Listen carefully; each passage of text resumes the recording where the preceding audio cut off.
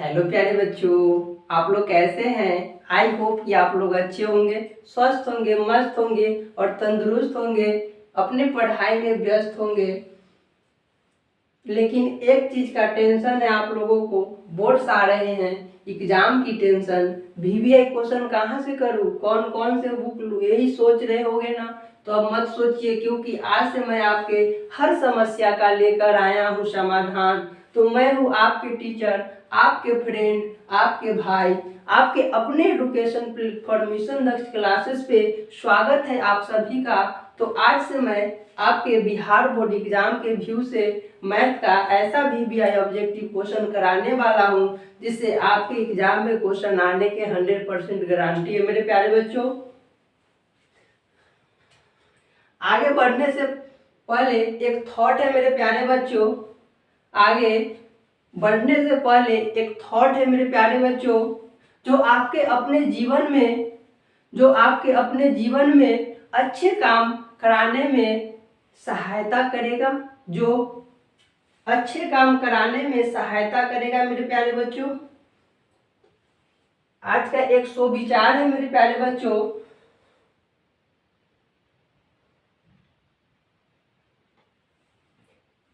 ज्ञान उस दीपक की तरह है, ज्ञान उस दीपक की तरह है जो अंधकार को हटाता है, जो अंधकार को हटाता है और ज्ञान का प्रकाश फैलाता है, और ज्ञान का प्रकाश फैलाता है मेरे प्यारे बच्चों। आगे बढ़ते हैं। अब देखो मेरे प्यारे बच्चे, आज की क्लास में हम लोग पढ़ेंगे मैथ का चैप्टर नंबर 1 का जितना भी वीवीआई ऑब्जेक्टिव क्वेश्चन है वो हर एक क्वेश्चन को हम लोग करेंगे आज। चलिए, आपका फर्स्ट चैप्टर है क्या मेरे प्यारे बच्चों, तो वास्तविक संख्या। वास्तविक संख्या को क्या बोलते हैं, रियल नंबर्स। क्या बोलते हैं, रियल नंबर्स। याद रखेंगे आप लोग। देखो कुछ पॉइंट देख लेते हैं, उसके बाद क्वेश्चन पर चलते हैं। तो आपके जो क्वेश्चन बनाएंगे वो हर एक क्वेश्चन में ही काम आने वाला है, इसलिए आप लोग थोड़ा इसको ध्यान से देख लीजिए। अगर ये चीज पता नहीं रहेगा तो एक भी क्वेश्चन उसमें का नहीं बनने वाला है। तो चलिए मेरे प्यारे बच्चों देखते हैं। देखो यहाँ पे है फर्स्ट पॉइंट है आपका। फर्स्ट पॉइंट क्या है, यूक्लिड विभाजन एल्गोरिथम। क्या है, यूक्लिड विभाजन एल्गोरिथम। तो देखो यूक्लिड विभाजन एल्गोरिथम साहब क्या चीज को दिए है, तो देखो यहाँ ये क्या है आपका, भाज्य है, वही भाजक है। भाज्य बराबर भाजक गुना भागफल प्लस क्या है, शेषफल। ठीक है, आपका क्या है, भाज्य बराबर भाजक इंटू भागफल प्लस क्या है, शेषफल। भाज्य को हम लोग क्या चीज से सूचित करते हैं, तो ए से सूचित करते हैं प्यारे बच्चों, और भाजक को बी से, और भागफल को क्या चीज से, क्यू से, और प्लस शेषफल को आर से। तो आपका क्या है, ए बराबर B into Q plus R. तो ए क्या है, भाजक है, और सॉरी ए क्या है तो भाज्य है, और बी क्या है तो भाजक है, और क्यू क्या है तो भागफल है, और शेष क्या है तो आर है। देखो यहाँ पे जीरो जीरो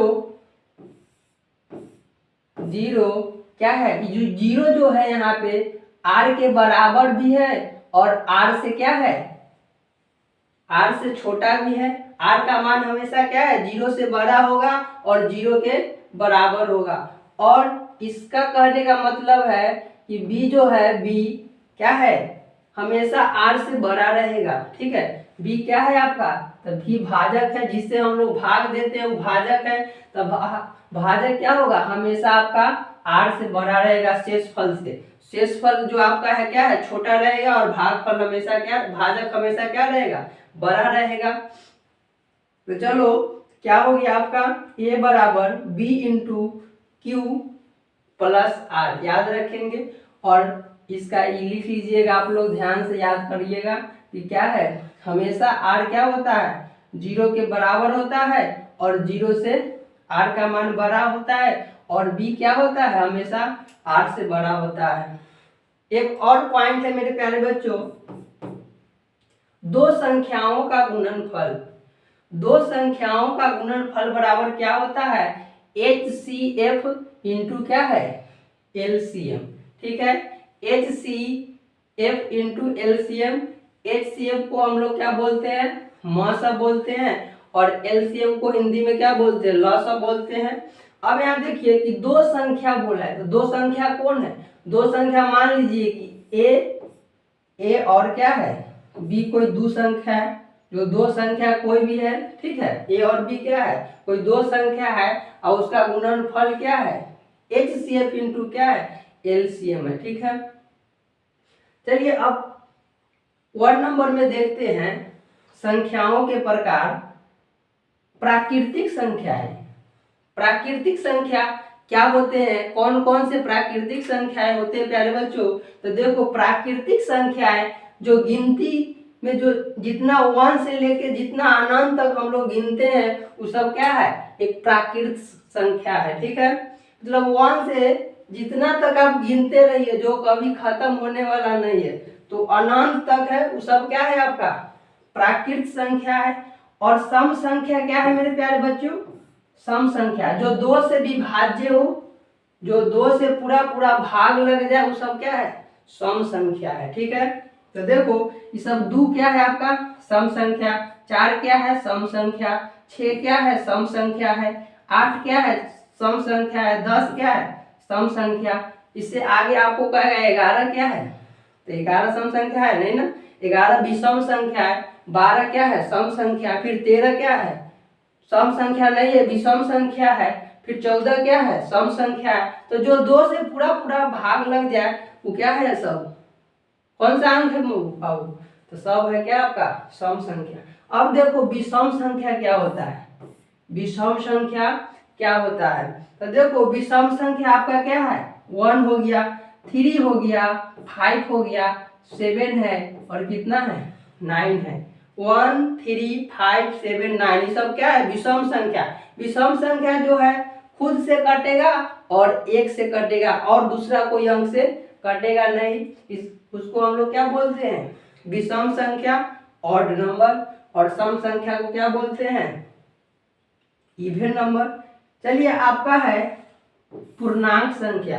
पूर्णांक संख्या होता है क्या है मेरे प्यारे बच्चों, तो देखो प्राकृत संख्या में 0 और जितना ऋणात्मक संख्या है उस सबको जोड़ देते हैं, लिख देते हैं, वो सब क्या हो जाता है आपका, ये सब एक किसका समुच्चय है, तो पूर्ण संख्या का समुच्चय है। ये आपका 1 से 2 3 4 5 6 7 8 9 अनंत तक जाएंगे तो सब प्राकृत संख्या। तो देख रहे हैं ना 1 से यहाँ पे स्टार्ट है 1 2 3, यहाँ क्या है 0 -1 -2 -3 क्या कर दिए, इसमें एडिंग कर दिए, तो ये सब क्या हो गया, ये सब कौन सा समुच्चय हो गया बाबू, तब पूर्णांक संख्या हो गया। कौन सा हुआ, पूर्णांक संख्या हो गया। चलिए अगला है आपका, अगला प्यारे बच्चों, अब पूर्ण संख्या क्या होता है, पूर्ण संख्या क्या होता है, तो जो प्राकृत संख्या है उसमें शून्य को ऐड कर देते हैं, 0 लगा देते हैं, तो सब संख्या क्या हो जाता है, एक पूर्ण संख्या हो जाता है मेरे प्यारे बच्चों। अब अगला 6 में है भाज्य संख्या। भाज्य संख्या क्या होता है, भाज्य संख्या क्या होता है मेरे प्यारे बच्चों, तो देखो भाज्य संख्या जो पूरा पूरा क्या है, कोई भी अंक से आपको वो भाग लग जाए वो भाज्य संख्या है। तो देखो 2 से 4 भाग लग रहा है, 2 से क्या हो रहा है, 2 से 6 भी भाग लग रहा है, 3 से भी भाग लग रहा है आपका, फिर 8 क्या है, 8 2 से भी लग रहा है, 4 से भी लग रहा है, 9 क्या है आपका, 9 3 से लग रहा है। तो ये सब कौन सा संख्या है, तो भाज्य संख्या है, जो कोई भी डिजिट से कट जाए पूरा पूरा वो क्या है आपका भाज्य संख्या है। तो आपका हो गया भाज्य संख्या 4 6 8 और क्या 9, सब क्या है भाज्य संख्या। देखो अभाज्य संख्या क्या होता है, अभाज्य संख्या क्या होता है मेरे प्यारे बच्चों, तो अभाज्य संख्या आपका, अभाज्य संख्या देखो यहाँ पे 2 हो गया, 3 हो गया, 5 हो गया, 7 हो गया, 11 हो गया, 2 3 5 7 11। ये सब क्या है? तो अभाज्य संख्या है। क्या है? अभाज्य संख्या। जो ये 2 खुद से लगेगा, दूसरे से नहीं लगेगा। 3 भी क्या है? 3 को खुद काटेगा। 5 भी खुद अपने से कटेगा। 7 भी क्या है? खुद अपने डिजिट से कटेगा। फिर 11 क्या अपने से कटेगा। और ये सब जितना 2, 3, 5, 7, 11 जितना है, ये सब क्या है? अपने से कटेगा और 1 से कटेगा और कोई दूसरा नंबर से नहीं कटेगा। तो उसको हम लोग क्या बोलते हैं? अभाज्य संख्या। क्या बोलते हैं मेरे प्यारे बच्चों? तो अभाज्य संख्या। और जो भाग लग जाए पूरा पूरा उसको क्या बोलते हैं? भाज्य संख्या। आपका अगला है सअभाज्य संख्या। सअभाज्य संख्या क्या होता है? तो देखो सअभाज्य संख्या लिखे हुए 5, 7, 2, 3। ये सब क्या है? सअभाज्य संख्या। लेकिन आप लोग को नहीं समझ में आया कि क्या है, तो चलो यहाँ देखते हैं। देखो प्यारे बच्चों, देखो 5 क्या है? यहाँ पे आपका 5 है, ठीक है। और यहाँ क्या है? 7 है, ठीक है। ये 5 है, 7 है। तो देखो इसका जब गुणनखंड करेंगे 5 का तो गुणनखंड नहीं होगा, लेकिन 1 से तो गुणनखंड होगा। इसलिए 5 में 1 से गुना करेंगे तो 5 ही आएगा। यहाँ 7 इंटू क्या है? 1 गुना करेंगे तो क्या आ जाएगा? 7 ही आ जाएगा। जितना डिजिट है उतना ही आएगा। तो ये सब क्या है? देखो इसमें दोनों में क्या मिल रहा है? आपका 1 मिल रहा है। दोनों में 1 है, इसलिए जो दोनों में शामिल रहता है वो क्या होता है? आपका HCF होता है। दोनों में जो शामिल रहता है वो क्या है? आपका HCF है। तो HCF कितना आया? 1 आया। तो जो 5, 7, 2, 3, 7, 9 ये सब क्या है? आपका सअभाज्य संख्या है। जो जिसका LCM 1 है वो सारा संख्या क्या है? सअभाज्य संख्या। मेरे प्यारे बच्चों तो समझ गए होंगे आप लोग सअभाज्य संख्या। अब देखिए परिमेय संख्या है। परिमेय संख्या क्या होता है? तो देखो यहाँ √4 है। तो √4 का वर्गमूल क्या होता है? 2 होता है। क्या बोलते हैं? 2। √4 का हम लोग वर्गमूल निकालेंगे तो क्या होगा? 2 इंटू गुणनखंड करेंगे तो 2 हो जाएगा। और जब पेयर बराबर रहता है रूट अंडर में तो आपका क्या होता है? एक पेयर निकल जाता है। ये पेयर जब 2 पेयर सेम रहेगा तो पेयर बाहर हो जाएगा, रूट खत्म हो जाएगा आपका। तो आपका √4 का वर्गमूल कितना आया? 2 आया। तो ये क्या है? परिमेय संख्या है। 2 क्या है? परिमेय संख्या है। 7/5 7/5 क्या है? परिमेय संख्या है। तो हाँ परिमेय संख्या है। आपका 2/3 क्या है? परिमेय संख्या है। तो हाँ परिमेय संख्या है। 3 क्या है? परिमेय संख्या है। 1 क्या है? परिमेय संख्या है। 5 क्या है? परिमेय संख्या है। ये सब क्या है? आपका सब परिमेय संख्या है। लेकिन अपरिमेय संख्या क्या होता है? अब जानते हैं नीचे। देखो अपरिमेय संख्या क्या होता है मेरे प्यारे बच्चों? तो अपरिमेय संख्या √5, √7, √11, रूट कितना है? 13। मतलब जितना डिजिट क्या है? रूट में रहेगा उसका कोई वर्गमूल नहीं निकलेगा। वो सब क्या है? सब अपरिमेय संख्या है। याद रखिएगा ये सब ऑब्जेक्टिव में पूछता है कि अपरिमेय संख्या कौन है। 4 ऑप्शन दे देता है, उसमें आपको लिख देता है और कहता है कि इसमें से चूज कीजिए कि अपरिमेय संख्या कौन है। तो याद रखेंगे आप लोग। आप अगला क्वेश्चन में आप लोग का ये सब क्वेश्चन इस टाइप का है, ध्यान रखेंगे। तो जितना रूट में रहता है, जिसका कोई वर्गमूल नहीं निकलता है, वो सब क्या है? अपरिमेय संख्या। मान लीजिए कि आपसे हम पूछेंगे कि 5 और यहाँ लगा दे, यहाँ भी 5 लगा दे। आपसे हम पूछेंगे कि कौन सा संख्या है? तो ये भी परिमेय संख्या। बाहर वाला अपरिमेय है, बाहर जो लिखे हैं वो क्या है? अपरिमेय। बाकी उसमें गुना है √5 से, इसलिए क्या है? परिमेय संख्या हो गया। तो समझ गए होंगे आप लोग। अगर मान लीजिए एक एग्जाम्पल और लेते हैं कि यहाँ पे 1 + 5 √7। अगर आपसे ही पूछेगा कि कौन सा संख्या है? 1 + 5 √7 कौन सा संख्या है? तो अपरिमेय है कि परिमेय? तो देखो 1 क्या है? परिमेय है। 5 क्या है? परिमेय है। √7 क्या है? अपरिमेय। ये √7 के आने के वजह से ये पूरा क्या हो गया? अपरिमेय संख्या। तो आप लोग अच्छे से समझ गए होंगे कि अपरिमेय संख्या क्या होता है। अब देखते हैं कि वास्तविक संख्या क्या होता है मेरे प्यारे बच्चे। तो वास्तविक संख्या देखो √4, √11, 4/7, 1,6। देखो रूट भी शामिल है, मतलब परिमेय संख्या और अपरिमेय संख्या दोनों का कंबाइंड वास्तविक संख्या कहलाता है। मतलब अपरिमेय संख्या को अपरिमेय संख्या के क्या है एक समुच्च के रूप में लिख देंगे तो सब क्या हो जाएगा आपका, तो वो हो जाएगा सब आपका वास्तविक संख्या। क्या हो जाएगा मेरे प्यारे बच्चों, तो सब वास्तविक संख्या होगा। अब देखिए कि अवास्तविक संख्या क्या होता है। वास्तविक संख्या तो समझ गए, बाकी अवास्तविक संख्या क्या होता है। तो अवास्तविक संख्या यहाँ पे देखिए क्या होता है। आप अवास्तविक संख्या तो रूट 6 है, तो √5 है, रूट कितना है माइनस में है ना। देखो रूट -6 है, रूट -5 है, रूट माइनस कितना है 29। तो जब रूट में माइनस रहे, जब रूट में माइनस लगा रहे तो वो सब जितना है वो सब संख्या क्या हो जाएगा अवास्तविक संख्या। इसलिए कि रूट में कभी माइनस नहीं होता है तो सब क्या हो जाएगा अवास्तविक। देख लीजिएगा कहीं भी कैसा भी क्वेश्चन में अगर आपका क्या है माइनस आपका रूट के अंदर है तो उसका अवास्तविक संख्या होगा। 4 ऑप्शन दे देगा तो वास्तविक संख्या भी रहेगा, अवास्तविक कहेगा चूज करने के लिए बोलेगा कि अवास्तविक संख्या इनमें से कौन।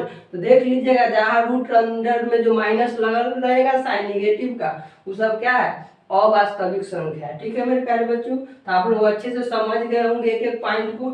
चलिए आगे बढ़ते हैं।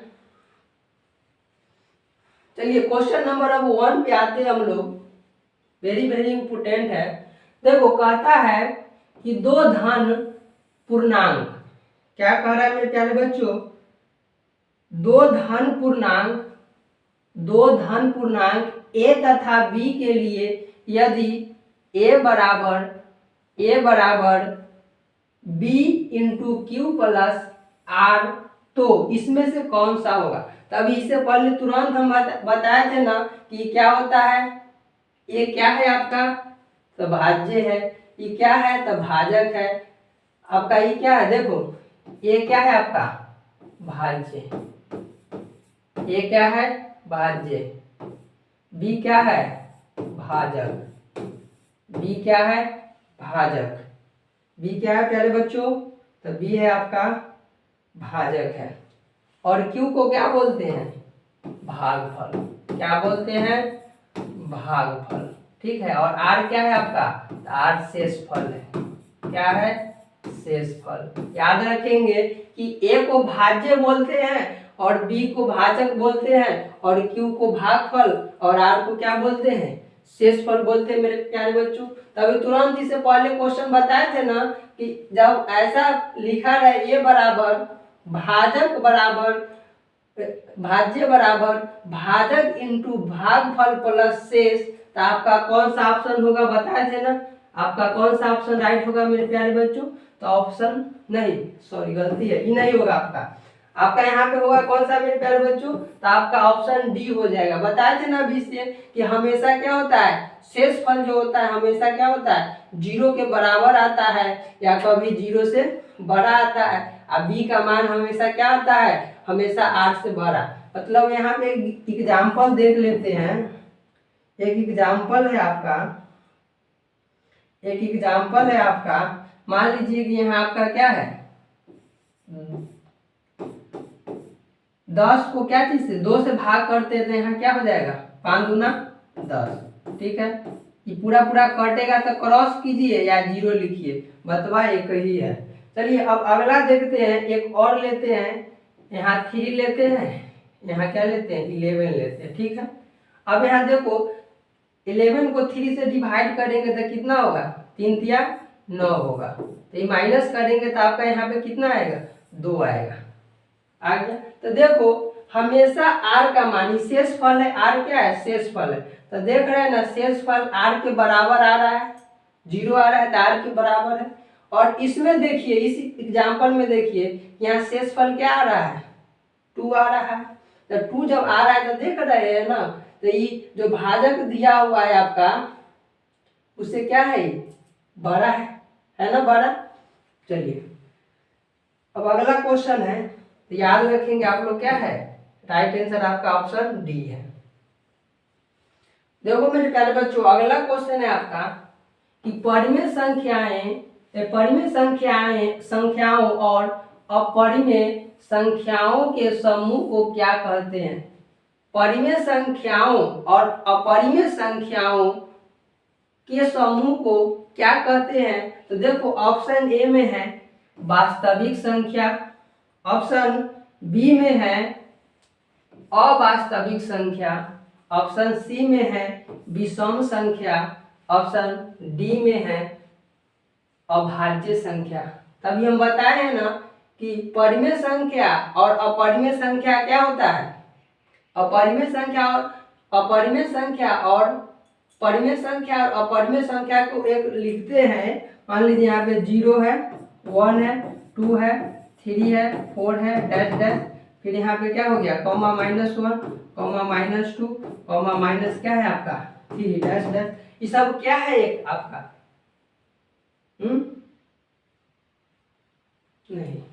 नहीं है आपका, ये तो हो गया आपका पूर्णांक हो गया ना, पूर्णांक हो गया मेरे प्यारे बच्चों। चलो देखो परिमेय संख्या बोले हैं ना कि 5 है, 7 है, 8 है, 9 है। उसके बाद अपरिमेय संख्या √5 है, √11 है, रूट कितना है √13 है, बटा में कर दीजिए। ये आपका परिमेय संख्या हुआ, जितना ही रूट में है क्या है आपका अपरिमेय संख्या। ये सब क्या है परिमेय संख्या है। तो देखो ये दोनों का कंबाइन जब करते हैं तो क्या बनता है, वास्तविक संख्या बनता है। इससे पहले बताए हैं। तो आपका राइट आंसर क्या हो जाएगा मेरे प्यारे बच्चों। तो आपका राइट आंसर हो जाएगा ऑप्शन ए, वास्तविक संख्या। परिमेय संख्या और अपरिमेय संख्या के समूह को हम लोग क्या बोलते हैं, तो वास्तविक संख्या बोलते हैं प्यारे बच्चों। अच्छे से आप लोग समझिए और अच्छे से एक एक क्वेश्चन को देखिए। अब यहाँ देखो क्वेश्चन नंबर आपका 3 है, क्या पूर्णांक संख्याओं को संख्या रेखा पर व्यक्त किया जाना संभव है। क्या पूर्णांक संख्याओं को संख्या रेखा पर व्यक्त किया जाना संभव है मेरे प्यारे बच्चों। तो हाँ संभव है। यहाँ पे देख लीजिए एग्जाम्पल है आपका कि पूर्णांक संख्या कौन है, 0, 1, 2, 3, 4, 5, डैश डैश, -1, -2, -3, माइनस क्या है 4। ये सब क्या है पूर्णांक संख्या का एक समूह है, ठीक है। तो पूर्णांक संख्याओं को हम लोग मान लीजिए कि संख्या रेखा पर दर्शाएंगे। संख्या रेखा मान लीजिए कि संख्या ही है आपका रेखा। संख्या रेखा कौन है आपका ही है। अगर यहाँ पे लिखे 0, यहाँ क्या लिखे मेरे प्यारे बच्चों, तो यहाँ लिखते हैं 0, 1, 2, 3, ये आपका क्या हो जाएगा 4। फिर इधर लिखते हैं -1, -2, इसी तरह -3, -4, -7 अनंत तक, इधर भी अनंत तक। तो ये सब क्या है पूर्णांक संख्या है। तो पूर्णांक संख्या को हम लोग संख्या रेखा पर दर्शा सकते हैं। तो हाँ दर्शा सकते हैं। तो हाँ जो होगा सही ऑप्शन। तो ऑप्शन देखते हैं, ऑप्शन ए में है नहीं, ऑप्शन बी में हाँ, ऑप्शन सी में है दोनों, ऑप्शन डी में है क्या है कोई नहीं। तो आपका राइट आंसर क्या हो जाएगा मेरे प्यारे बच्चों, ऑप्शन बी। इसलिए कह रहा है कि क्या पूर्णांक संख्या को संख्या रेखा पर व्यक्त किया जाना संभव है। तो हाँ संभव है, इसलिए कि जितना देख रहे हैं ना संख्या रेखा पर दर्शाना संभव है। अगला क्वेश्चन है मेरे प्यारे बच्चों, क्वेश्चन नंबर 4 है कि प्राकृत संख्याओं के संग्रह में शून्य समेत ऋण संख्याओं को शामिल किया जाए तो यह कैसी संख्या होगी।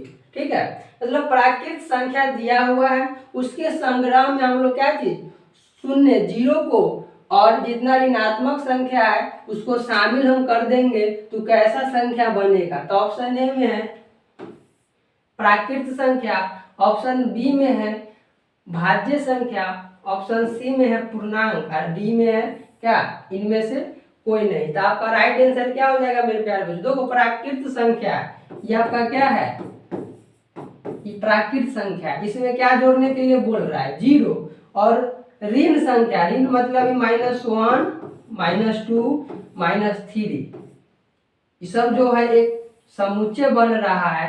तो ये कौन सा संख्या है? प्राकृत संख्या है, अभाज्य संख्या है, पूर्णांक है, इनमें से कोई नहीं। तो आपका राइट आंसर क्या हो जाएगा मेरे प्यारे बच्चों? तो पूर्णांक। आपका ऑप्शन नंबर क्या हो जाएगा? आपका ऑप्शन नंबर सी होगा, पूर्णांक। देख रहे हैं ना कि प्राकृत संख्या के संग्रह और शून्य समेत जोड़ दिए तो ये क्या बन गया आपका? पूर्णांक संख्या बन गया। अगला क्वेश्चन है मेरे प्यारे बच्चों, क्वेश्चन नंबर आपका 5 है कि संख्या रेखा पर पूर्ण संख्याओं का निरूपण होगा अथवा नहीं।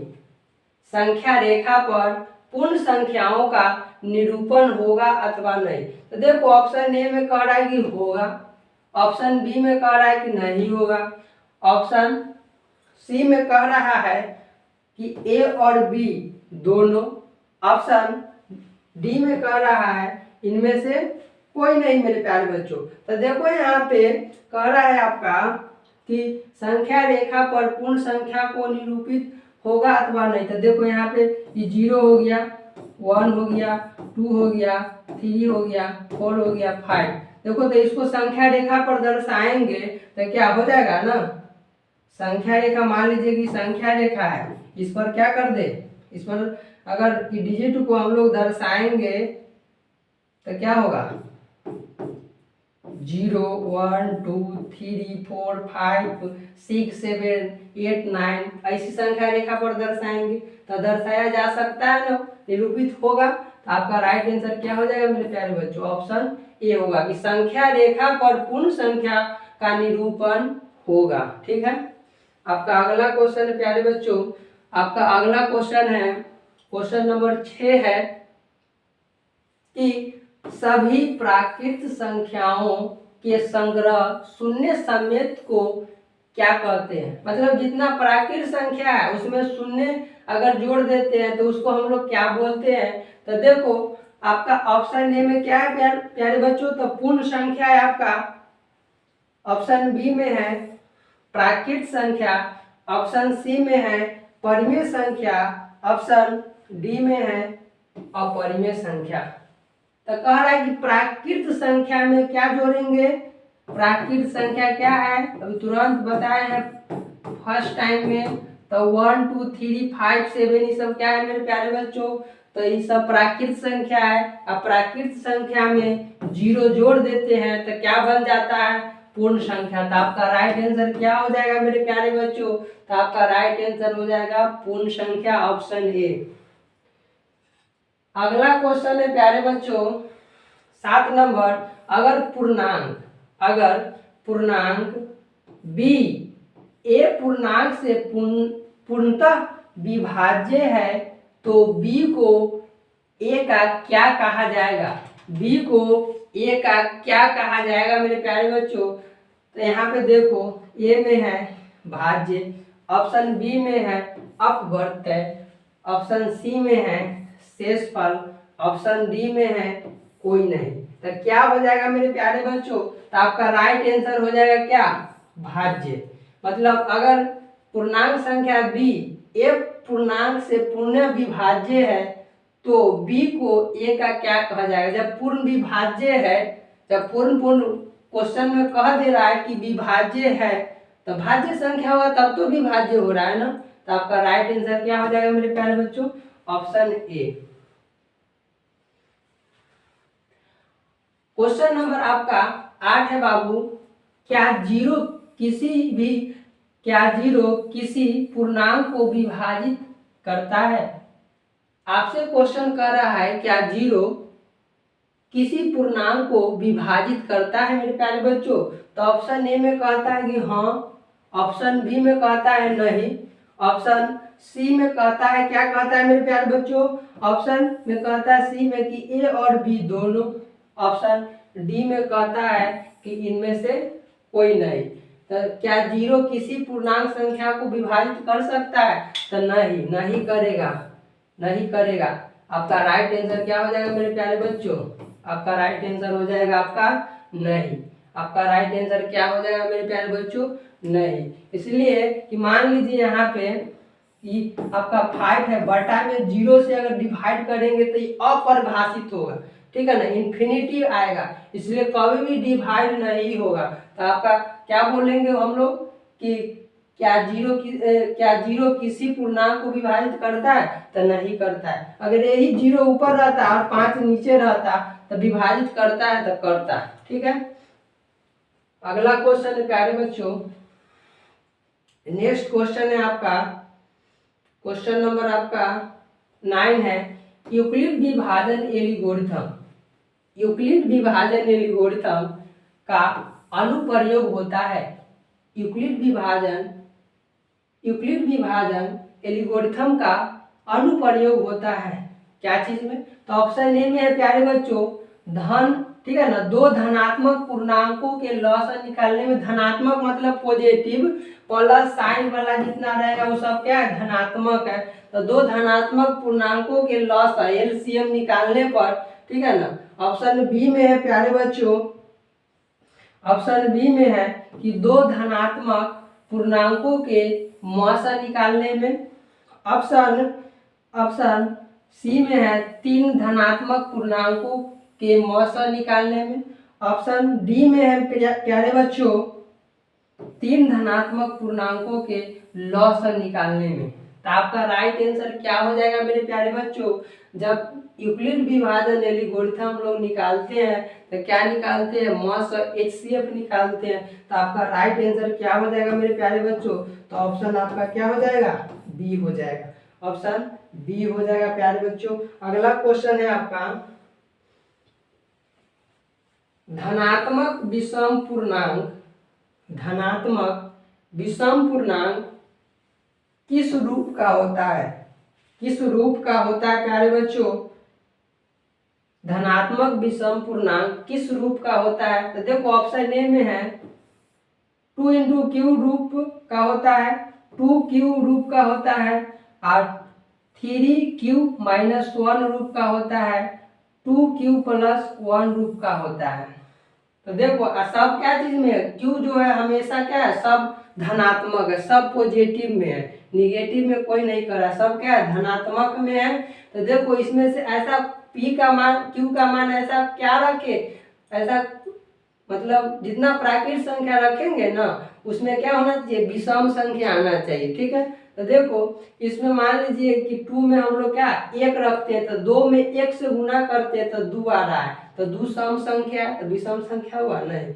अगर यहाँ 3 रखते हैं, विषमो संख्या रखते हैं q का मान, तो यहाँ पे देखो 3 रखते हैं, 3 दूना 6, बाकी यहाँ 3 दूना 6, 6 क्या है, सम संख्या, तो यहाँ विषम संख्या तो हो रहा ही नहीं, तो ये ऑप्शन आपका नहीं हुआ। तो ऑप्शन क्या होगा, अगला देखते हैं आपका बी होगा, तो इसमें भी नहीं होगा, ये भी आपका नहीं होगा। ऑप्शन सी में देखते हैं मेरे प्यारे बच्चों कि इसमें होगा, तो ये भी नहीं होगा, इसमें होगा, इसमें कितना भी रखिए आप, ऑप्शन नंबर डी में कितना भी कोई भी अंक रखो विषम संख्या आएगा। देखो यहाँ क्यू 2 और क्यू का मान रखते हैं 1, ठीक है, आप +1, देखो 2 एकम क्या 2 और 2 में 1 जोड़ दीजिए तो 2, सॉरी 2 में 1 जोड़ेंगे तो 3 आएगा, तो आपका क्या हो गया, 3 आ गया।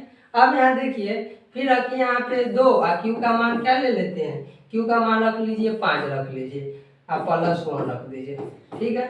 अब देखो 5 दूना 10 और +1, इसको जोड़ेंगे तो क्या होगा 11, देख रहे हैं इसमें भी क्या है, 3 क्या है तो विषम संख्या, 11 क्या है तो विषम संख्या। तो आपका राइट आंसर क्या हो जाएगा, ऑप्शन डी होगा। कुछ भी संख्या रखो तो वो आपका क्या हो जाएगा, हमेशा पॉजिटिव, देख रहे हैं ना, इसका कुछ ले तो प्लस साइन छुपा हुआ है ना, प्लस साइन छुपा हुआ है, तो क्या हो गया आपका धनात्मक विषम पूर्णांक। तो राइट आंसर आपका क्या हो जाएगा, 2q+1 रूप का होगा, जो q क्या है, धनात्मक पूर्णांक है। 11 नंबर क्वेश्चन है प्यारे बच्चों कि प्रत्येक धनात्मक पूर्णांक सम पूर्णांक किस रूप का होता है। प्रत्येक धनात्मक सम पूर्णांक किस रूप का होता है। तो देखो ऑप्शन ए में, अब हम इससे पहले विषम पूछा था, अब क्या पूछ रहा है, सम संख्या। तो देखो इसमें ऑप्शन ए में रखेंगे क्यू का मान, तो धनात्मक अगर रखेंगे, कुछ भी रखो, 1 रखो 2 रखो, तो ये हमेशा विषम संख्या प्राप्त होगा। इसमें भी रखेंगे तो आपका क्या हो जाएगा, विषम संख्या प्राप्त होगा। बाकी आपका ऑप्शन नंबर सी है, इसमें आप क्यू का मान कुछ भी रखिए, कुछ भी रखेंगे तो आपका क्या आ जाएगा, हमेशा सम संख्या आएगा। देखो यहाँ पे 2 है, क्या है बाबू, 2 है, 2 में 1 से गुना करेंगे तो क्या आएगा आपका, 2 आएगा। तो 2 क्या है आपका, सम पूर्णांक है। अब यहाँ रखते हैं 2 और क्यू का मान रखते हैं 3, मतलब विषम संख्या, गुना करेंगे तो क्या आ गया 6, तो 6 क्या है, सम पूर्णांक है। विषम रख रहे फिर भी क्या रहा है, सम आ रहा है, तो ये सब क्या है आपका, ये सब क्या है, सम पूर्णांक है। तो आपका राइट आंसर क्या हो जाएगा मेरे प्यारे बच्चों, आपका राइट आंसर सी हो जाएगा। ये सब क्या है आपका, ये सब क्या है, गलत है, ये सब नहीं होगा, राइट आंसर आपका सी होगा। 2q रूप का होता है, जो q धनात्मक पूर्णांक है।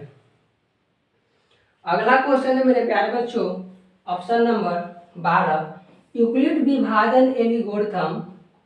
यूक्लिड विभाजन एल्गोरिथम किन पूर्णांकों के लिए लागू किया गया है, किन पूर्णांकों के लिए लागू किया गया है। तो देखो ऑप्शन ए में है प्यारे बच्चों, ऑप्शन ए में है शून्य को छोड़कर सभी पूर्णांकों के लिए, शून्य को छोड़कर सभी पूर्णांकों के लिए, शून्य सहित सभी पूर्णांकों के लिए, और ऑप्शन सी में है मेरे प्यारे बच्चों केवल धन पूर्णांकों के लिए, ऑप्शन डी में है सभी उत्तर ठीक है। तो यूक्लिड विभाजन एल्गोरिथम किन पूर्णांकों के लिए लागू किया गया है मेरे प्यारे बच्चों, तो आपका केवल धन पूर्णांक के लिए लागू किया गया है, केवल धन पूर्णांक के लिए लागू किया गया है। क्या, यूक्लिड विभाजन एल्गोरिथम, मतलब धन मतलब पॉजिटिव और ऋण मतलब क्या हुआ, निगेटिव, ठीक है। तो आपका राइट आंसर क्या हो जाएगा मेरे प्यारे बच्चों, तो ऑप्शन सी, यूक्लिड विभाजन एल्गोरिथम केवल धन पूर्णांकों के लिए लागू किया गया है। ठीक है प्यारे बच्चों, अच्छे से आप लोग को समझ में आ रहा होगा, अच्छे से एक एक क्वेश्चन को अच्छे से आप लोग ध्यान से गौर से देखिए और सीखिए, और आप लोग अच्छे से एग्जाम में हर एक क्वेश्चन को बना के आइए। देखो प्यारे बच्चों, आपका 13 नंबर क्वेश्चन है कि यूक्लिड विभाजन परिमेयिका किन पूर्णांकों के लिए संभव है। यूक्लिड विभाजन परिमेयिका, लेमा बोलते हैं इंग्लिश में परिमेयिका को, किन पूर्णांकों के लिए संभव है। तो आपका ऑप्शन ए में है प्यारे बच्चों, ऑप्शन ए में है केवल धन पूर्णांकों के लिए, केवल ऋण पूर्णांकों के लिए, ऑप्शन सी में प्यारे बच्चों धनात्मक और ऋणात्मक दोनों पूर्णांकों के लिए, ऑप्शन डी में है किसी भी पूर्णांक के लिए नहीं। तो आपका राइट आंसर क्या हो जाएगा मेरे प्यारे बच्चों, तो आपका राइट आंसर हो जाएगा ऑप्शन ए।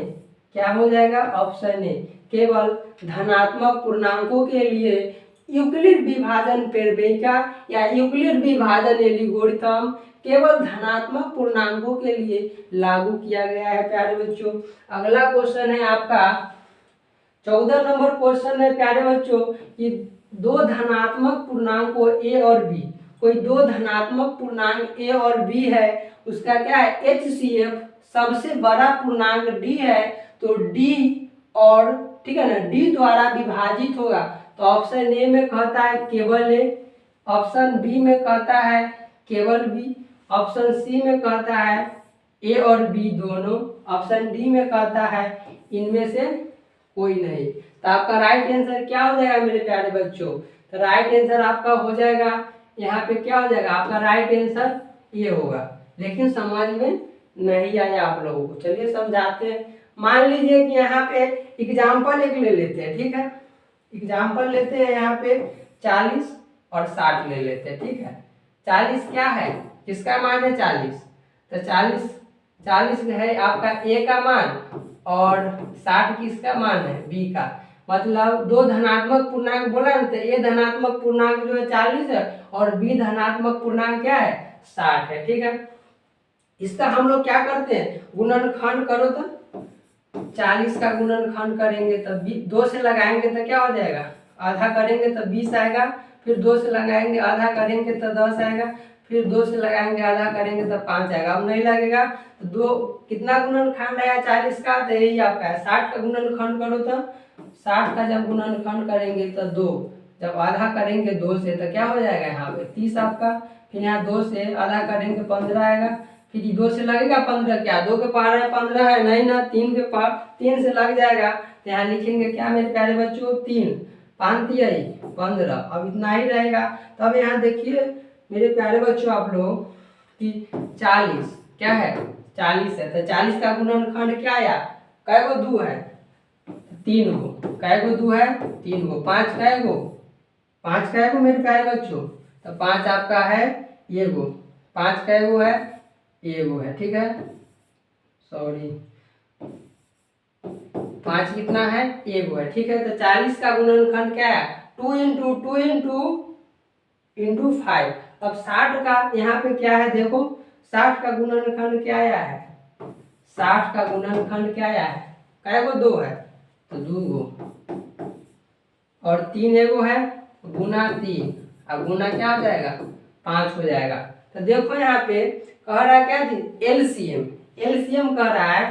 तो अगर मान लीजिए कि हम लोग इसमें से एलसीएम निकालते हैं, एलसीएम निकालते हैं आप, तो एलसीएम क्या होगा इसका, तो देखो दोनों 40 में और 60 का गुणनखंड जो है, जो दोनों में अंक जो है नंबर समान अगर है तो वही आपका एचसीएफ है। तो ये 2 क्या है आपका एचसीएफ है, तो हाँ एचसीएफ है, तो 2 है तो ये वो लिखेंगे, ये देखो ये दोनों में मौजूद है, तो ये भी क्या हो जाएगा, एक लिख देंगे। फिर अब देखो तो ये 2 में आउट है क्या, नहीं है, 5 में है, तो हाँ है 5 है, तो क्या हो जाएगा यहाँ 5 लिखेंगे। ठीक है, लेकिन अब देखो तो यहाँ न 2 है इसमें न 3 इसमें है, तो ये दोनों को छोड़ देंगे, इसको छोड़ देंगे और जो आएगा ना सब वो गुना कर देंगे, तो क्या हो जाएगा 2 दूना 4 और 2 दूना 4 और 4 को 5 से गुना करेंगे तो क्या हुआ 4 5 20। आपका कितना आया एचसीएफ मेरे प्यारे बच्चों, तो 20 आया।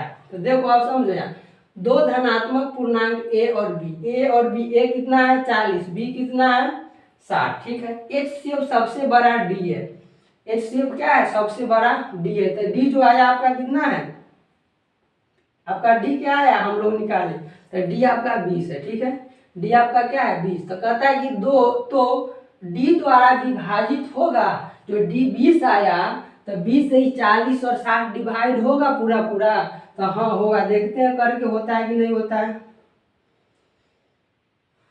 देखो प्यारे बच्चों यहाँ पे क्या है आपका 40 है, 40 में 20 से डिवाइड करना है, फिर आपका कितना है 60 है, 60 में 20 है, तो देखो तो कटेगा 20 के पारा में 40 क्या मरतब है, क्या मरते बाबू, तो 2 दूना 4 कितना हो जाएगा आपका 2 हो जाएगा, 20 के पारा में 60 क्या मरतब है 3 मरतब है, तो यहाँ पे क्या है आपका 3, और फिर 20 में 3 से गुना कर दीजिए तो कितना आएगा 60, 20 में 2 से गुना कर दीजिए फिर क्या आएगा 40 तक के। देख रहे हैं ना कि आपका क्या आया, जब भाग दिए तो इसका 2 आया, इसका कितना आया आपका 3 आया, तो देख रहे हैं ना कि पूरा पूरा डिवाइड कर रहा है।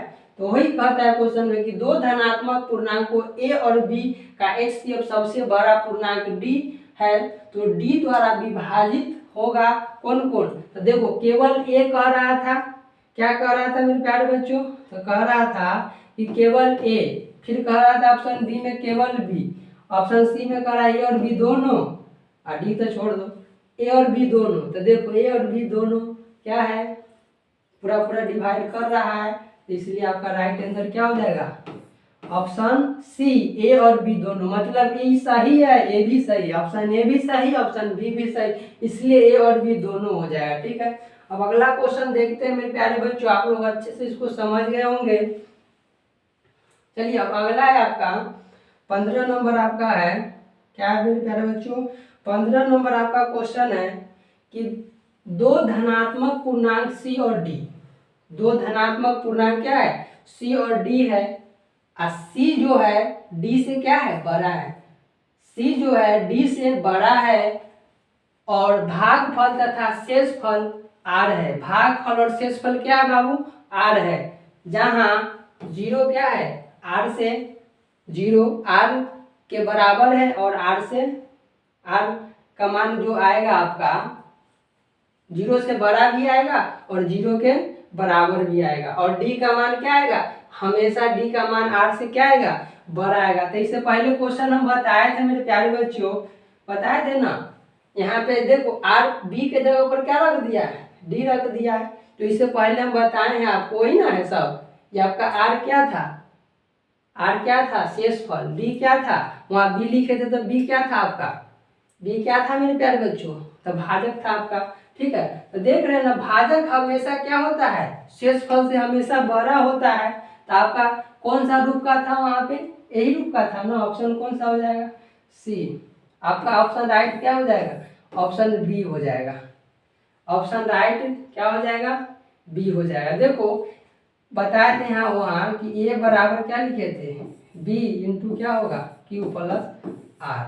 तो ये आपका क्या था यहाँ पे, वहाँ क्या था, भाज्य था, ये भाजक था, ये क्या था, भागफल, ये क्या था, शेषफल। तो कह रहा है कि दो धनात्मक पूर्णांक सी और डी क्या है, सी और डी है, और भाजक और शेषफल क्या है, भागफल और शेषफल आर है। तो वहाँ कह रहा है कि डी जो है जो इसके मतलब इसके बराबर है, तो निम्नलिखित में से कौन सा संबंध इसका सही होगा। आपका राइट आंसर जो हो जाएगा मेरे प्यारे बच्चों, तो ऑप्शन आपका बी हो जाएगा। देख रहे हैं ना, यहाँ पे ए के जगह पर कौन है, ए के जगह पर आपका क्या है, सी है। ठीक है, और यहाँ पे बी के जगह पर क्या है, तो बी के जगह पर यहाँ डी है। और क्यू तो आपका आई है, तो क्यू आपका क्या है, भागफल है, और शेषफल क्या है, आर है। इसलिए आपका राइट आंसर क्या हो जाएगा मेरे प्यारे बच्चों, आपका राइट आंसर बी हो जाएगा। अगला क्वेश्चन है, अगला क्वेश्चन है आपका कि दो धनात्मक पूर्णांक सी और डी, फिर वही चीज कर रहा है कि सी और डी, सी क्या है, डी से बड़ा हो तो इसका HCF क्या होगा अगर शेषफल r बराबर 0 है। मतलब इसका जो HCF है, जो HCF क्या होगा पूछ रहा है, उसका जो भागफल है, शेषफल है, क्या दिया हुआ है, r बराबर 0 है, मतलब शेषफल 0 है। तो ऑप्शन ए में कहता है कि डी है, ऑप्शन बी में क्या कहता है कि सी है, ऑप्शन सी में क्या कहता है आर है, ऑप्शन डी में क्या कहता है सी इंटू डी दोनों है। तो यहाँ पे देखो मेरे प्यारे बच्चों, ये आपका डी है। ठीक है, इस सी में क्या किए, डी को सी से क्या किए, डी जो है आपका इसी में क्या कर रहा है, डी तो डिवाइड कर रहा है। तो भागफल मान लीजिए कि क्यू प्राप्त हो गया। ठीक है, यहाँ पे क्या होगा, शेषफल आर हो गया। ठीक है, शेषफल क्या है मेरे प्यारे बच्चों, आर हो गया। तो यहाँ पे कह रहा है कि शेषफल 0 आ जाएगा। शेषफल जब 0 होगा तो एलसीएम क्या होगा। तो आपको पता है, आप लोग पढ़े होंगे कि जो डिजिट से डिवाइड होता है, पूरा पूरा अंक कट जाता है, वही आपका HCF होता है। तो आपका ई जो है आपका क्या है, डी जो है आपका क्या है, HCF है, HCF। तो देखो तो ऑप्शन में डी कौन है, ऑप्शन में डी कौन है मेरे प्यारे बच्चों, तो ऑप्शन डी है ए में। तो आपका राइट आंसर क्या हो जाएगा, डी। अगर मान लीजिए कि यहाँ पे 5 रहता, यहाँ 10 रहता है, यहाँ 9 कुछ रहता है, जब डिवाइड करते थे तो मान लीजिए कि यहाँ 5 है, तो आपका 5 जब 5 पूरा पूरा डिवाइड कर देगा, यहाँ 5 है, यहाँ 15 है, तो 5 15 कट रहा है पूरा पूरा। तो आपका कहेगा कि इसमें से बताइए कि HCF कौन होगा, तो HCF आपका 5 होगा ना। समझ गए होंगे आप लोग अच्छे से अब कि दो धनात्मक पूर्णांक सी और डी, तो इसका HCF क्या होगा अगर शेषफल 0 है तो। अगला क्वेश्चन है प्यारे बच्चों, आपका अगला क्वेश्चन है 17 नंबर क्वेश्चन है कि दो धनात्मक पूर्णांक सी और डी और r नॉट इक्वल टू 0, मतलब r 0 के बराबर नहीं है, तो HCF C, D कितने के बराबर होगा। कह रहा है कि HCF जो है C और D कितने के बराबर होगा। तो देखो ऑप्शन में है कि ऑप्शन में है आपका ऑप्शन में है HCF C, D आपका ऑप्शन बी में है एच सी एफ क्या है C comma R, option C में है H C F C comma D comma R, option D में इनमें से कोई नहीं। तो आपका राइट आंसर क्या हो जाएगा मेरे प्यारे बच्चों?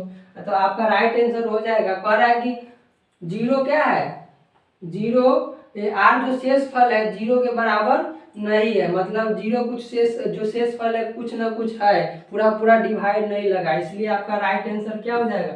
आपका राइट आंसर क्या होगा? आपका H C F C into H C comma D comma R, आपका राइट आंसर ऑप्शन सी हो जाएगा।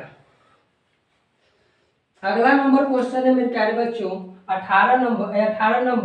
18 में कहा है कि रूट 18 का परिमेयकारी, ठीक है, परिमेयकरण गुणांक है, मतलब इसका गुणांक कौन है? रूट 18 का परिमेयकारी गुणांक कौन है, ठीक है ना, या परिमेयकारी बोलिए या परिमेयकरण बोलिए, ठीक है। यहाँ पे आपका क्या है रूट 18 का, तो यहाँ पे लिखते हैं मेरे प्यारे बच्चों रूट क्या है आपका 18 है, ठीक है। इसका गुणनखंड करते हैं, इसका क्या करते हैं गुणनखंड करते हैं, तो जब गुणनखंड हम लोग करेंगे तो कैसे 2 से, तो 9 दूना 18, फिर 2 से नहीं लगाया 3 से लगाइए, 3 दिया 9, तो आपका गुणनखंड कितना आया? रूट 18 का गुणनखंड कितना आया? 2 इंटू 3 इंटू 3, ठीक है। अब बताएं कि जब वर्गमूल में जब रूट में 2 अंक सेम रहता है तो उसको एगो को बाहर निकाल देते हैं, तो यहाँ पे एक बाहर आ जाएगा आपका मेरे प्यारे बच्चों, 3 बाहर आ जाएगा, तो क्या बचेगा? रूट अंदर में एक ही ना 2 बचेगा, तो 3 रूट 2 हो गया, बाकी परिमेयकारी गुणांक हुआ तो नहीं हुआ, अभी वहाँ पे 2 है, तो देखो इसमें कौन सा रूट 2 को परिमेय संख्या बनाने के लिए कितना से गुना करेंगे कि परिमेय संख्या हो जाएगा? तो देखो रूट 2 से गुना कर दीजिए, रूट 2 से गुना करेंगे तो 3, और रूट 2 में रूट 2 से गुना करेंगे तो रूट 4, और रूट 4 का वर्गमूल क्या होता है? तो रूट 4 का वर्गमूल होता है आपका 2, यहाँ गुना कर देंगे तो कितना होगा? 6 हो जाएगा, तो 6 क्या है आपका? परिमेय संख्या है, ठीक है। ये क्या था आपका? रूट में जब तक रहेगा परिमेय संख्या है, उसका वर्गमूल नहीं निकलेगा, परिमेय संख्या है, देखो इसको निकाल ले फिर भी आपका क्या है आपका परिमेय संख्या 6 है, यह परिमेय है, ठीक है। तो कितना से हम लोग गुना किए? रूट 2 से गुना किए, तो देखिए ऑप्शन में रूट 2 कौन है? देखो ऑप्शन ए में है रूट 3, ऑप्शन बी में है रूट 2, तो देखो ये ना राइट आंसर आपका हो जाएगा, नहीं होगा ना आपका ये होगा, राइट आंसर क्या होगा? तो ऑप्शन बी हो जाएगा मेरे प्यारे बच्चों। अगला आपका क्वेश्चन है 19 नंबर, अपरिमेय संख्या को p/q के रूप में व्यक्त किया जा सकता है जबकि q नॉट इक्वल टू 0, मतलब q के बराबर क्या है? 0 नहीं है, तो आपका राइट आंसर देखो क्या होगा इसमें से? ऑप्शन ए में कहता है नहीं, ऑप्शन बी में कहता है हाँ, ऑप्शन सी में कहता है ए और बी दोनों, क्या कहता है? ए और बी दोनों, और डी में कहता है इनमें से कोई नहीं। तो आपका राइट आंसर क्या हो जाएगा मेरे प्यारे बच्चों? तो आपका राइट आंसर हो जाएगा ऑप्शन ए, परिमेय संख्या। अभी उससे पहले क्वेश्चन जब क्लास किए थे फर्स्ट टाइम में तो बताए थे ना, परिमेय संख्या को p/q के रूप में कभी नहीं लिखते हैं, ठीक है ना, हमेशा रहता है रूट में, ठीक है ना। आपका क्या है? q क्या है? 0 के बराबर नहीं है, तो आपका रूट क्या हो जाएगा? आपका ऑप्शन नंबर ए नहीं, मतलब अपरिमेय संख्या को p/q के रूप में व्यक्त नहीं किया जा सकता है, ठीक है मेरे प्यारे बच्चों, अच्छे से आप लोग समझ रहे हैं। चलिए अगला क्वेश्चन है आपका 25 नंबर, नहीं 20 नंबर है ना। 20 में कहता है कि यूक्लिड विभाजन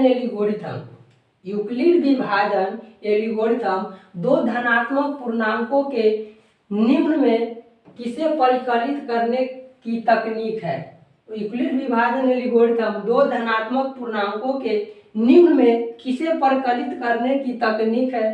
तो देखो ऑप्शन ए में है, ऑप्शन ए में क्या है प्यारे बच्चों? तो ऑप्शन ए में है लॉसा को बोलते हैं LCM, क्या बोलते हैं? LCM। मासा है, ऑप्शन बी में मॉस है, इसको क्या बोलते हैं? HCF बोलते हैं, ठीक है। और आपका ऑप्शन सी में भागफल, ऑप्शन डी में क्या है? शेषफल। तो आपका राइट आंसर क्या हो जाएगा मेरे प्यारे बच्चों? आपका राइट आंसर क्या हो जाएगा? यूक्लिड विभाजन एल्गोरिथम दो धनात्मक पूर्णांक तक किसके लिए परिकलित करते हैं हम लोग? तो HCF के लिए, HCF के लिए, मौसा के लिए। तो ऑप्शन राइट आंसर क्या हो जाएगा आपका? ऑप्शन बी हो जाएगा। अगला क्वेश्चन है प्यारे बच्चों कि दो संख्याओं ए और बी का लॉग 36। दो संख्या जो है ए है और बी है, उसका लॉग क्या है? 36 दिया हुआ है और मौसा 2 है। तो ए का मान क्या होगा? क्या कह रहा है? ए का मान पूछ रहा है। तो ऑप्शन में 2 है, 3 है, ऑप्शन सी में 4, ऑप्शन डी में 5। तो चलिए इसको बना लेते हैं। तो देखो यहाँ पे क्वेश्चन जो है ना, थोड़ा इसको सुधारना है। ये थोड़ा सा गलती क्वेश्चन यहाँ पे लिखा हुआ है, इसको सुधारते हैं। रुक जाइए 1 मिनट। यहाँ पे ना ये नहीं होगा, यहाँ पे क्या होगा मेरे प्यारे बच्चों? तो यहाँ आपका 18 होगा। क्या होगा? 18। ठीक है, चलिए अब देखते हैं। यह आपका राइट क्वेश्चन हुआ। तो दो संख्याओं ए और 18 का लॉग क्या है? 36 तथा मौसा 2 है। तो ए का मान क्या होगा? तो देखो यहाँ पे लिखेंगे 1,18, 1,18 का लॉग को हम लोग क्या बोलते हैं? LCM। क्या बोलते हैं? LCM। कितना दिया हुआ है? 36 दिया हुआ है। क्या दिया हुआ है? 36 दिया हुआ है। ठीक है, और 1,18 का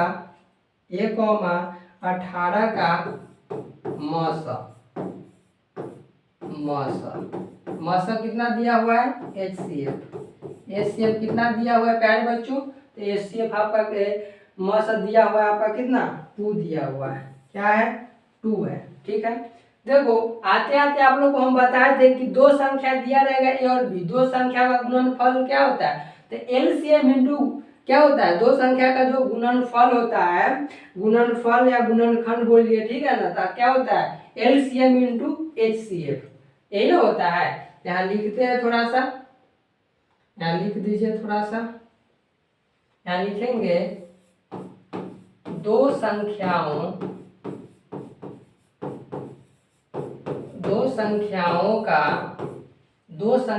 का गुणनफल बराबर क्या लिखेंगे? LCM into HCF। क्या होगा? दो संख्याओं का गुणनफल बराबर LCM इंटू HCF। ठीक है, अब यहाँ देखते हैं। देखो तो दो संख्या कौन है? ए और 18। दो संख्या क्या है मेरे प्यारे बच्चों? तो ए और 18। तो यहाँ लिखेंगे ए, यहाँ क्या लिखेंगे प्यारे बच्चों? यहाँ लिखेंगे ए, ठीक है, और गुणनफल बोल रहा है तो गुना 18 बराबर, ठीक है, बराबर आपका क्या हो जाएगा? इसका जो ए और 1,18 का लॉस है, जो LCM है, कितना है? 36। कितना है? 36 इंटू HCF कितना है? 2। HCF कितना है? 2। ठीक है, HCF कितना है? 2। HCF आपका है 2। अब यहाँ देखो, जब इसमें इसे गुना करेंगे तो क्या हो जाएगा? 18A, ठीक है, और जब इसमें गुना करेंगे तो क्या होगा? 18 में 2 से गुना करेंगे तो 3 दूना 6, 6 में 2 से गुना करो, 6 दूना कितना हो जाएगा? 12। कितना होगा मेरे प्यारे बच्चों? तो 12 हो जाएगा। 12 के 2, ठीक है ना, 12 के क्या हो जाएगा? 2 हासिले और 3 दूना 6 1 7 हो जाएगा। मतलब 36 में 2 से गुना किए कितना आया? 72। अब यहाँ देखो, यहाँ ए लिख देंगे। ये क्या है? 18 का गुणांक ए है। अब जब गुणांक गुना में रहता है तो उसको हमेशा डिवाइड में भेजते हैं। यहाँ होगा 72, अब भागा कितना हो जाएगा? 18 हो जाएगा। देखो तो 18 के पहला 72 का मतलब आता है मेरे प्यारे बच्चों। तो कैसे कट जाएगा? पूरा आपका पूरा 4 से कट रहा है। तो यहाँ पे ए का मान कितना आया आपका? 4 आया। ए का मान कितना आया? 4 आया। तो वही कह रहा है कि दो संख्याओं ए और 18 का लसा 36 है और मसा 2 है, तो ए का मान क्या होगा? तो देखिए ऑप्शन में 4 कौन है, तो ऑप्शन ए में आपका राइट आंसर क्या हो जाएगा प्यारे बच्चों? तो आपका राइट आंसर हो जाएगा ऑप्शन सी। ऑप्शन सी, यही ना 4 आया है का मान, तो आपका यही होगा। चलिए अगला क्वेश्चन है आपका 22 नंबर की संख्या 23.43 पर रैंकिंग दिया हुआ है। 43 पर क्या दिया हुआ है? रैंकिंग दिया हुआ है। तो वही करा कि संख्या 23.43 मतलब 3-4 पर कितना दिया हुआ है? रैंकिंग दिया हुआ है। तो कहता है को P बटा Q के रूप में, जहाँ P Q पूर्णांक है और Q बराबर क्या है? 0। Q बराबर इसमें कह रहा है कि 0 है, प्रकट किया जा सकता है। तो इसमें से राइट आंसर आपका कौन हो जाएगा? तो देखो जब रैंकिंग दिया रहेगा तो क्या करेंगे हम लोग, यहाँ पे रैंकिंग जब दिया रहेगा ना तो हम लोग क्या करेंगे? देखो यहाँ क्या है आपका 23.34 पर कितना दिया हुआ है? 43 पर क्या है? रैंकिंग दिया हुआ है। ठीक है, अब यहाँ देखो लिखेंगे क्या, कैसे इसको शॉर्टकट में बनाते हैं। तो यहाँ लिखेंगे दशमलव हटा दो, दशमलव को क्या कर दो? हटा दो। तो यहाँ पे हो जाएगा आपका क्या? 2343 और उसके बाद यहाँ माइनस कर दो। यहाँ क्या करेंगे? माइनस कर देंगे। ठीक है, क्या करेंगे मेरे प्यारे बच्चों? सही है ना? हाँ ठीक है, आपका कितना आया? 2343। ठीक है, अब यहाँ माइनस करेंगे किसको? तो जो दशमलव से जो पहले जिस पर रैंकिंग नहीं ना उसको माइनस कर देंगे। यहाँ रहेगा 50, 7, 1000। ठीक है ना, जितना भी डिजिट है ना उतना माइनस कर देंगे। तो यहाँ कितना है? 23 है, तो यहाँ क्या करेंगे? 23 इसमें माइनस कर देंगे। ठीक है, उसके बाद अब इस पर आते, देखो इस पर रैंकिंग है, तब काय डिजिट पर रैंकिंग है? काय डिजिट पर रैंकिंग लिखा हुआ है, तो 1 2 2 डिजिट पर रैंकिंग लिखा हुआ है, इसीलिए यहाँ पे इसके बटा में कई गो 9 लिख देंगे? 2। 3 गो पर रहेगा तो 3 गो 9, 4 गो पर रैंकिंग दिया रहेगा तो 4 गो 9, 5 गो पर दिया रहेगा तो कितना? 9। मतलब जितना अंक पर, जितना नंबर पर रैंकिंग दिया रहेगा उतना 9 बटा में लगा देंगे, और जो दशमलव के पहले रहेगा उसको क्या कर देंगे? जितना डिजिट लिखेंगे उसमें से दशमलव के पहले वाला अंक को क्या करेंगे? घटाएंगे। तो वही आपका क्या आ जाएगा? जो आपका P बटा Q के रूप में जो प्रकट होगा वही होगा। तो यहाँ पे देखो जब इसमें से घटाएंगे तो क्या होगा? 3 में से 3 गया 0, 4 में से 2 गया तो क्या आएगा? 2, और ये 3 है तो यहाँ लिखेंगे 3 है। हाँ क्या होगा? 2, अब बटा में क्या है? 99। ठीक है, तो देखो 2320 और बटा 99 ऑप्शन नंबर कौन में है? देखो ऑप्शन ए में है। देखो 2320 बटा क्या है आपका? 99। ऐसे यहाँ लिखा हुआ है, यहाँ पे क्या है? 2320 और बटा 99, मतलब क्या हो गया? 2320 हो गया बटा में 99। तो यही ना लिखा हुआ है आपका, आपका रिजल्ट यही है। तो ऑप्शन क्या हो जाएगा आपका? ये। तो हमेशा याद रखेंगे जितना पर रैंकिंग रहेगा उतना क्या कर दीजिएगा? आप 9 लगा दीजिएगा, और जो दशमलव के पहले डिजिट रहेगा उसको माइनस कर दीजिएगा, तो वो आपका रिजल्ट आ जाएगा। ठीक है, हमेशा याद रखिएगा। ऑब्जेक्टिव में बहुत बार सब पूछा जाता है, जितना इसमें भी ऑब्जेक्टिव क्वेश्चन है, बिहार बोर्ड एग्जाम के लिए भी ऑब्जेक्टिव क्वेश्चन है जो हर साल क्वेश्चन पूछा जाता है, एकदम वही टाइप के। आप लोग अच्छे से खाली इसको देखिए और समझिए, इतना ही करना है, ज़्यादा इस पर ध्यान नहीं देना, ज़्यादा टेंशन लेना है। इसको क्या करना है? थोड़ा समझना है, और वहाँ जैसी क्वेश्चन आएगा उसको धके रगड़ दीजिए। अब देखिए 23 नंबर क्वेश्चन है मेरे प्यारे बच्चों।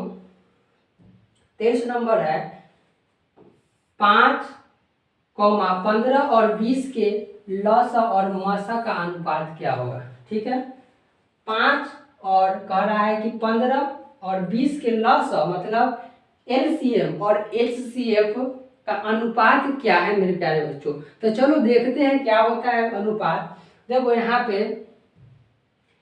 पे आपका क्या है? 5 है। चलिए 5 लिख दिए। 5 का गुणनखंड अगर करते हैं तो क्या होगा? 5 गुना 1। ठीक है, उसके बाद अब देखते हैं यहाँ पे 15 है। ठीक है, 15 का अगर गुणनखंड हम लोग करेंगे तो क्या हो जाएगा मेरे प्यारे बच्चों? 3 गुना 5, 5 3 15। ठीक है, अगर मन है तो लगा लो यहाँ पे 1।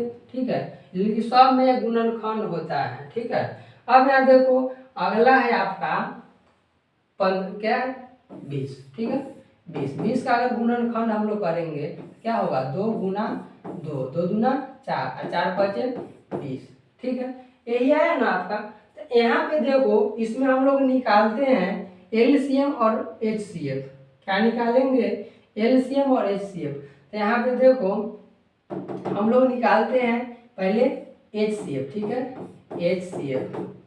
तो देखो तीनों में जो मौजूद होगा वही एचसीएफ होगा। ठीक है, तो देखो यहाँ पे तीनों में कौन मौजूद है आपका 5। देखो 5 है ना, तीनों में मौजूद 5 है, तो आपका एचसीएफ 5 है। और कोई डिजिट है क्या, नहीं है। एक है तो एक छोड़ो, नहीं गुना करेंगे उतना है, कोई भी डिजिट में 1 से गुना कीजिए तो जितना आएगा उतना ही होगा। ठीक है, तो आपका यहाँ पे इसमें भी एक गुणांक है, इसका सबका गुणांक 1 है, लेकिन इसको नहीं लिखेंगे, छोड़ देते। तो एचसीएफ कितना आया मेरे प्यारे बच्चों, तो एफ आया। क्या आया, सॉरी कितना आया, 5 आया। अगला एलसीएम निकालते हैं, एलसीएम देखते हैं कितना आता है। देखो एलसीएम निकालेंगे, एलसीएम तो एलसीएम देखो जो तीनों में मौजूद है उसको भी लिखेंगे, जो तीनों में एक जैसा अंक है वो लिखेंगे, फिर 2 में जो एक जैसा अंक है उसको भी लिखेंगे। तो देखो तो इनमें है कहीं पे 2 नहीं है, कहीं नहीं है, तो क्या होगा, ये सब अलग अलग है यहाँ पे। इसलिए जो अलग अलग है ना, मतलब 2 में देख लेंगे कि पहले सेम अगर है तो उसको लिख देंगे, और जो अलग अलग डिफरेंट जो डिजिट है, नंबर है, उसको भी क्या करेंगे, सब लिख देंगे। एलसीएम में सारा लिख के गुना कर देते। तो देखो 3 इसमें नहीं है तो लिख दीजिए सेम। ये भी 2 अलग है, इसका भी 2 का कोई नहीं है, सब क्या है आपका अलग अलग है। तो देखो इसको गुना करते हैं तो क्या आता है आपका, गुना कीजिए। देखो इसमें से गुना करेंगे तो क्या हो जाएगा आपका 15, 15 चौका कितना होता है 60। तो यहाँ पे आपका कितना आ गया 60 आ गया, आपका क्या आ गया 60 आ गया। ठीक है मेरे प्यारे बच्चों, क्या आ गया 60 आ गया। अब देखो कहता है कि जब इसका एलसीएम और एचसीएफ जब निकाल लिए हम लोग, तो क्या क्या निकालने के लिए बोल रहा है, अनुपात, मतलब रेशियो। कहता है कि रेशियो बताइए कि क्या होगा।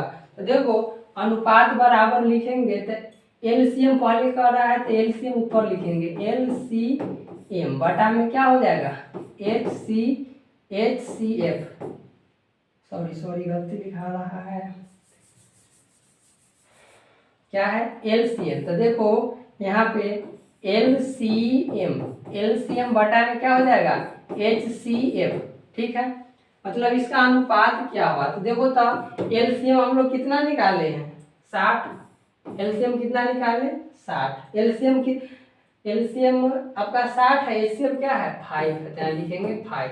देखो तब ये आपका कितना से कट जाएगा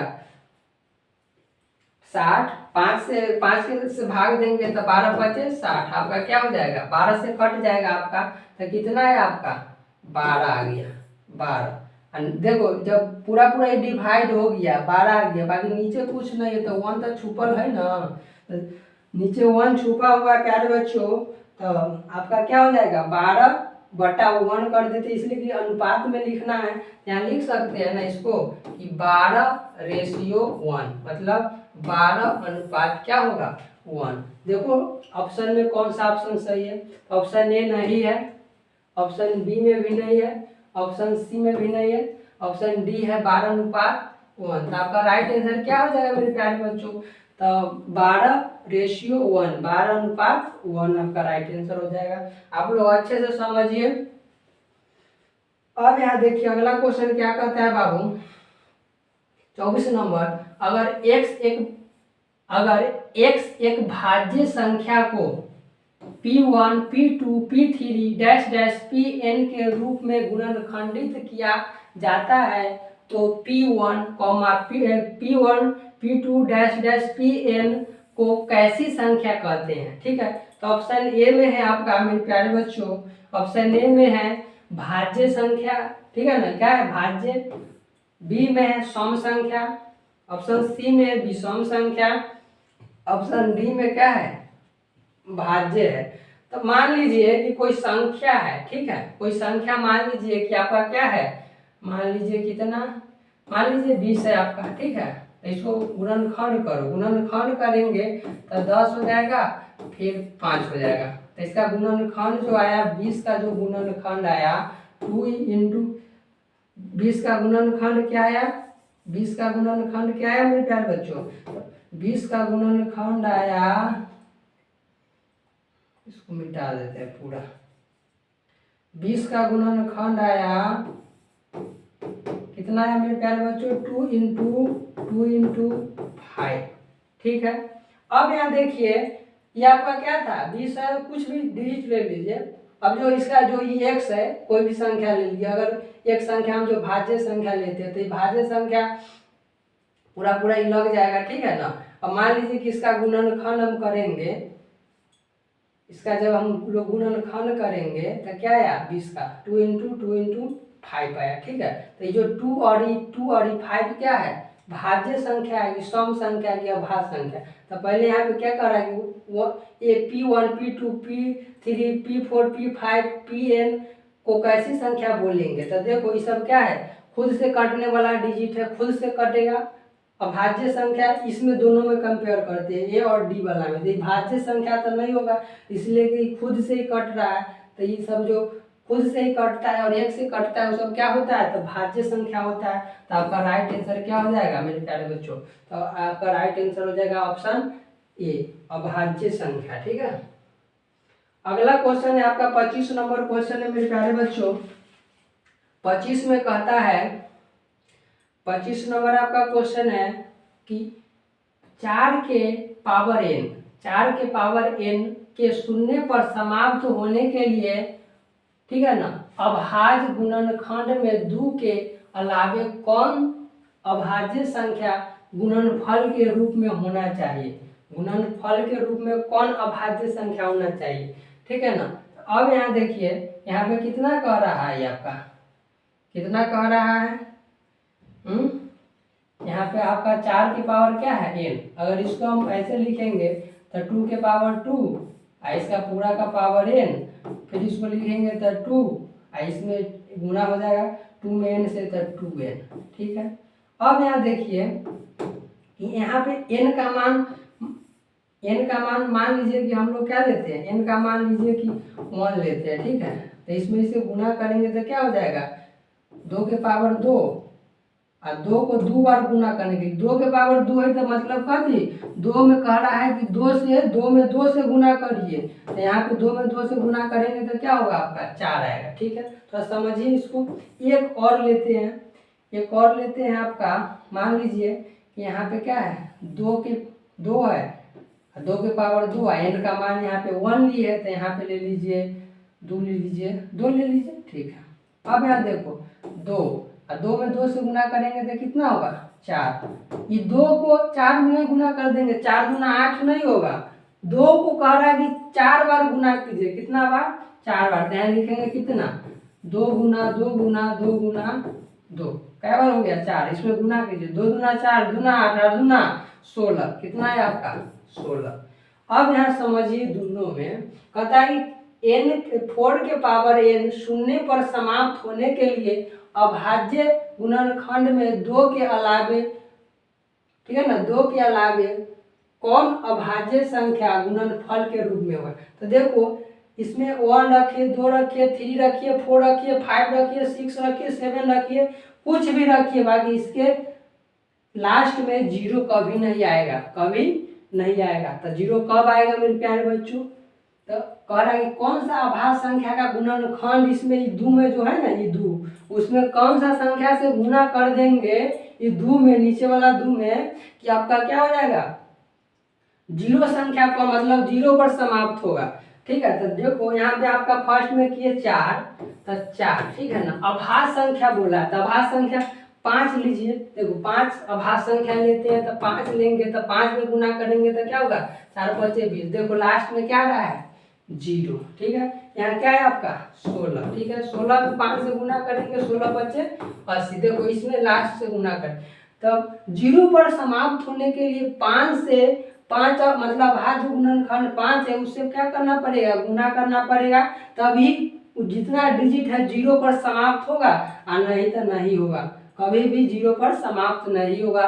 कितना भी हम लोग प्राकृत संख्या रख लेंगे 0 पर समाप्त नहीं होगा। 0 पर कब समाप्त होगा, एक अभाज्य संख्या 5 लेंगे जो दो का गुणनखंड होगा, तो क्या हो जाएगा आपका 0 पर समाप्त होगा।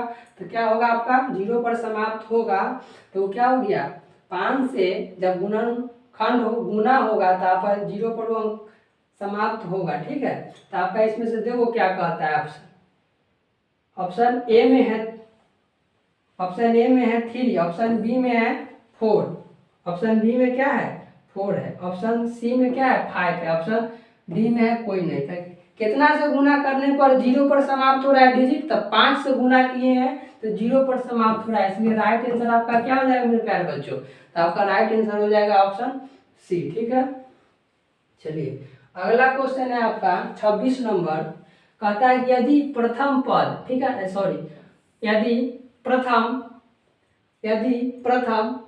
13,900 से कितना है 13,986 अभाज्य संख्याओं का योग n है, तो n हमेशा भाज्य होगा। ठीक है ना, डैश डैश कह रहा है कि यदि प्रथम 13,986 अभाज्य संख्याओं का योग n है, तो n हमेशा भाज्य संख्या होगा।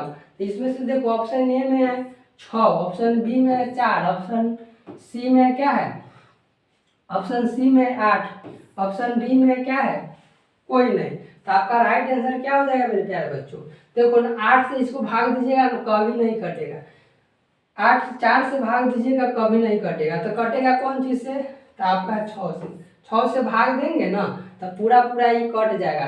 ठीक है, तो यहाँ पे देखो देख लेते हैं आपका कितना है 13,986 है। ठीक है, इसको डिवाइड हम लोग करते हैं, इसको क्या करते हैं हम लोग डिवाइड करते हैं। ठीक है, डिवाइड करेंगे तो प्यारे बच्चों देखो यहाँ पे कितना से करना 6 से, देखो कटता है पूरा पूरा कि नहीं, देखो 6 दूना 12, 6 दूना 12, घटाएंगे तो क्या आएगा 1, यहाँ पे 9 उतारो, देखो 6 के पारा में 19 नहीं है तो क्या हो जाएगा 18 लगेगा, 3 से 18, अब यहाँ घटाएंगे तो क्या होगा 1, फिर 8 उतारो, तो 8 उतारेंगे तो देखो फिर 18 है 6 के पारा में तो 3 से 18। ठीक है, क्या है 18, अब यहाँ पे 6 लिखिए, अब देखो यहाँ पे 6 है तो कैसे लगेगा 1 से लगेगा ना, तो पूरा पूरा क्या हो रहा है आपका पूरा पूरा कट रहा है, तो कौन सा संख्या होगा, तो आपका हो जाएगा जो भाज्य संख्या कौन है आपका,